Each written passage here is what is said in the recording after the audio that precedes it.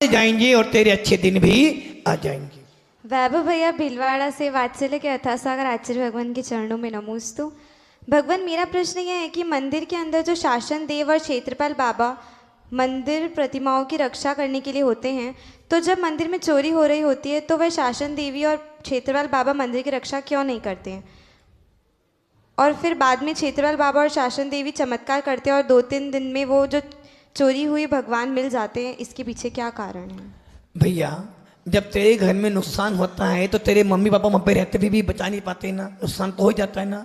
ये ध्यान रखना। आदिनाथ भगवान जब मुनि बने 13 महीने 9 दिन तक उनको आहार नहीं मिला था।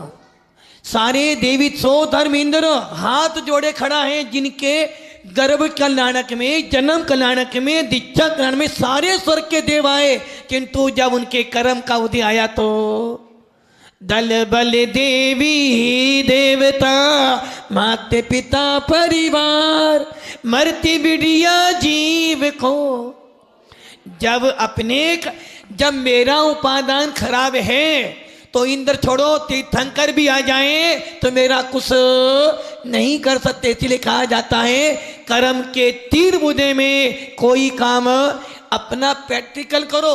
जब तुमको तीर क्रोध आता है, महाराज समझाते हैं, मम्मी समझाती हैं, पापा समझाते हैं, किंतु समझ में मर जाऊंगा छोड़ूंगा नहीं।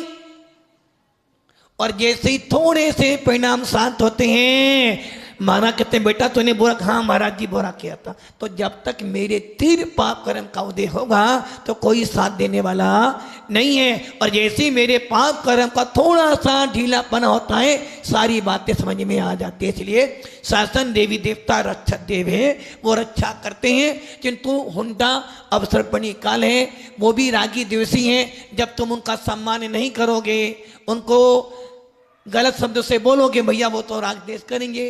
किंतु ये ध्यान रखना, आज भी अतिशय होते हैं। और शासन देवी देवता हो या कोई भी हो, मेरे कर्म के उदय में मुझे कोई नहीं बचा सकता। इन्हीं का दूसरा प्रश्न है, भगवान मंदिर के अंदर जो पुजारी और सेवक होते हैं उनमें क्या योग्यता देखकर उनको मंदिर में रखना चाहिए? क्योंकि जैन मंदिर में बहुत से सुंदर सुंदर भगवान की प्रतिमा होती है और जैन मंदिर में बहुत दान आता है, जिससे उनका मन डगमगा जाता है और वो चोरी आदि कर बैठते हैं। तो ऐसा क्या करे कि वो सेवक ऐसा गलत काम नहीं करे और उसका मन नहीं डगमगाए? पहली बात तो मंदिरों में सेवक होने ही नहीं चाहिए। फिर भी यदि मंदिर में सेवक पुजारी होते हैं तो आप उनको पहले से ही पर्याप्त से वेतन दो, क्योंकि यदि आप वेतन कम दोगे तो वो कहना कहते तो डंडी।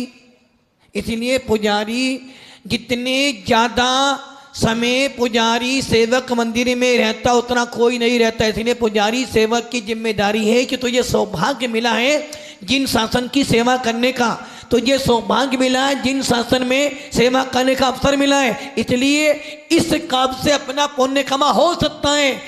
यदि तू सच्चे मन से सेवा करेगा तो तू सेवक से भगवान भी बन सकता है।